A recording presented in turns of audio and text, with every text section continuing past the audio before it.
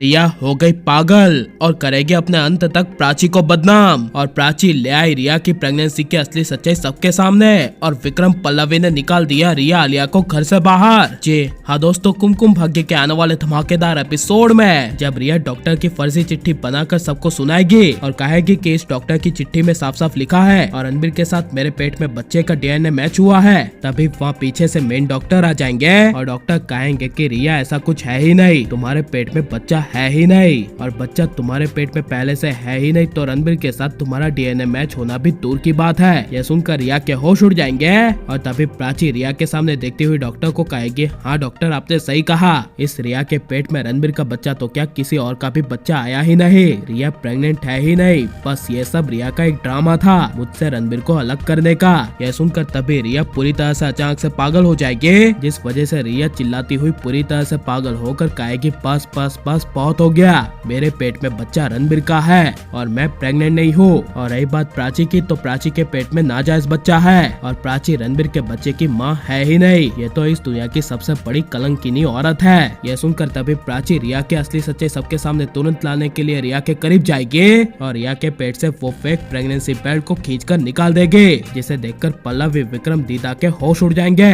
और रिया का सर शर्म के मारे सबके सामने झुक जाएगा। जहाँ पर जब पल्लवी अचानक से इमोशनल होकर रिया के सामने जाएंगे और विक्रम पीछे से काफी गुस्से से कहेगा कि रिया तुमने हमारे परिवार के साथ इतनी बड़ी धोखेबाजी की, तुम्हारा तो इस घर में रहना एक पल भी सही नहीं है, इसलिए यहाँ से चली जाओ। तभी पल्लवी इमोशनल होकर रिया की आंखों में आंखें डालकर कहेगी, रिया तुमने मुझे धोखा दिया, मैंने तुम्हें हमेशा अपनी बेटी की तरह रखा और तुम मुझे रणबीर के लिए बस इस्तेमाल ही करती गई, तुमने मुझे हमेशा जो जो कहा था वो मैंने आंख बंद करके मान लिया था और मान लिया था कि प्राची बुरी है, मेरे बेटे के लिए सही नहीं है। इसके बावजूद रिया तुमने मेरे पोते को लेकर इतनी बड़ी धोखेबाजी की, मैंने अपने पोते के लिए क्या क्या सपने नहीं सजा रखे थे, लेकिन तुमने रिया सब बर्बाद कर दिया, अब से तुम मेरी बेटी जैसी नहीं हो, अभी के अभी मेरे कुछ और कदम उठाने से पहले तुम यहाँ से चली जाओ, दफा हो जाओ हमारे इस घर से और मेरे बेटे रणबीर की लाइफ से। यह सुनकर तभी रिया के होश उड़ जाएंगे और रिया काफी गुस्से से पागल होकर अपने कमरे में अपने आप को जान से मारने के लिए दौड़ती हुई चली जाएगी